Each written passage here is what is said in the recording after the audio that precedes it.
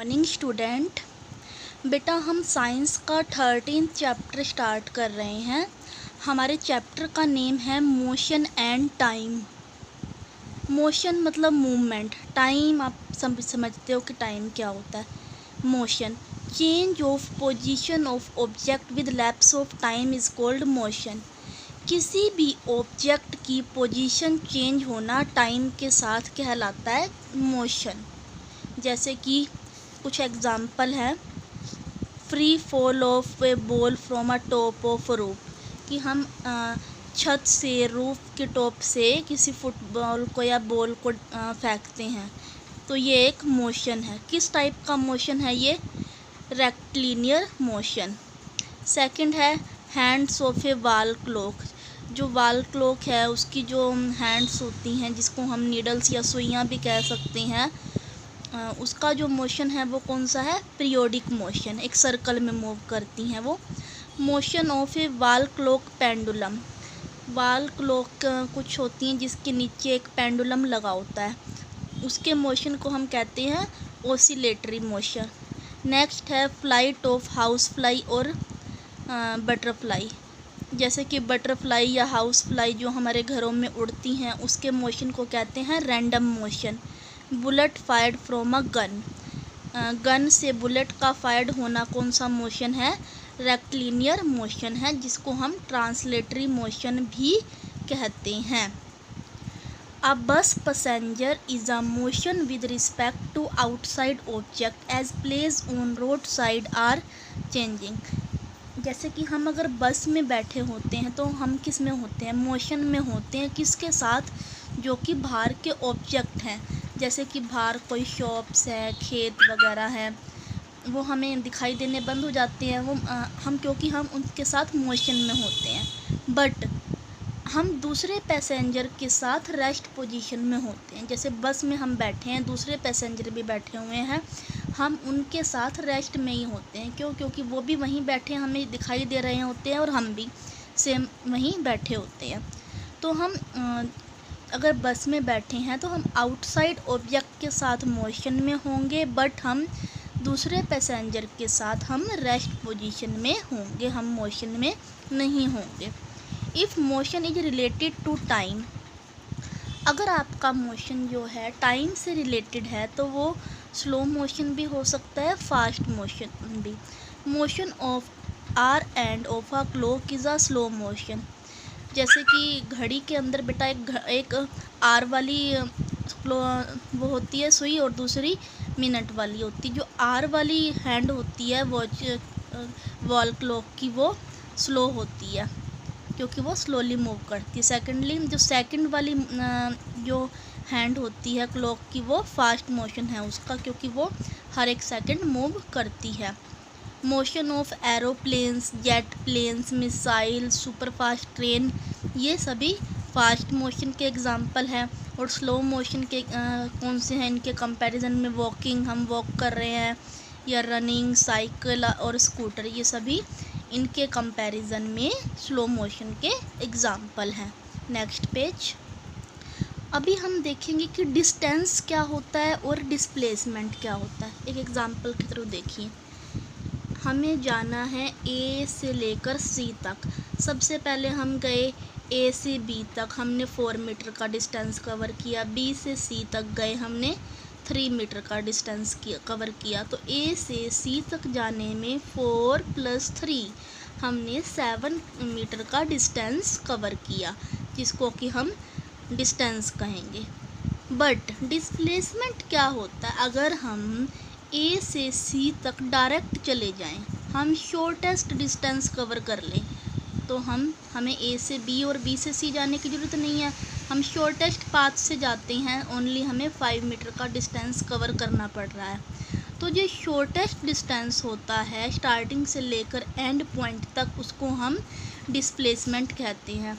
We will read the same. Distance is the length of pathway travelled by body in the motion. Distance क्या है? कि जितना हमने path travel किया है किसी भी बॉडी ने, किसी भी पर्सन ने या किसी भी ऑब्जेक्ट ने, उसको हम कहेंगे डिस्टेंस, जितनी भी हमने लेंथ कवर की है। It is also the length between two place, जैसे कि ए से सी तक जाने में जो भी हमने पाथ कवर किया, that is distance. Displacement is the shortest distance between initial position and final position of a moving body. किसी भी मूविंग बॉडी की ने जो भी शॉर्टेस्ट डिस्टेंस कवर किया है अपने इनिशियल पोजीशन से फाइनल पोजीशन तक पहुंचने के लिए, वो होता है डिस्प्लेसमेंट। सेम एग्जांपल मैंने आपको बता दिया। स्पीड, स्पीड क्या होती है? सिंपल टर्म्स में कहें, जो पर्सन किसी काम को जितनी जल्दी करता है वो उसकी स्पीड है। Distance covered by moving body in a unit time is known as its speed. कोई भी अगर डिस्टेंस किसी मूविंग बॉडी ने कवर्ड किया है एक यूनिट ऑफ टाइम में, तो वो उसकी स्पीड होगी। You can find the speed of object by dividing it's distance. आप स्पीड को कैसे फाइंड आउट कर सकते हो किसी भी ऑब्जेक्ट की? हमें इसका डिस्टेंस, किसी भी मूविंग बॉडी ने जो डिस्टेंस कवर्ड किया है उसको हम डिवाइड करेंगे टाइम से कि वो कितने टाइम में उसने कवर किया है, तो हम उसकी स्पीड फाइंड आउट कर सकते हैं। ये स्पीड का फॉर्मूला है डिस्टेंस बाय टाइम। एग्जांपल देखिए, if a car takes 3 hour, एक कार है जो 3 आवर्स ले रही है 120 किलोमीटर का डिस्टेंस कवर करने के लिए, तो उसकी क्या स्पीड है? 120 किलोमीटर का डिस्टेंस कवर किया कितने टाइम में? 3 आवर्स में। तो 120 को 3 से डिवाइड कर देंगे तो क्या आएगा? 40 किलोमीटर पर आवर, कि उसने 1 आवर में 40 किलोमीटर का डिस्टेंस कवर किया, वो उसकी स्पीड है। Traffic police use speed sensor.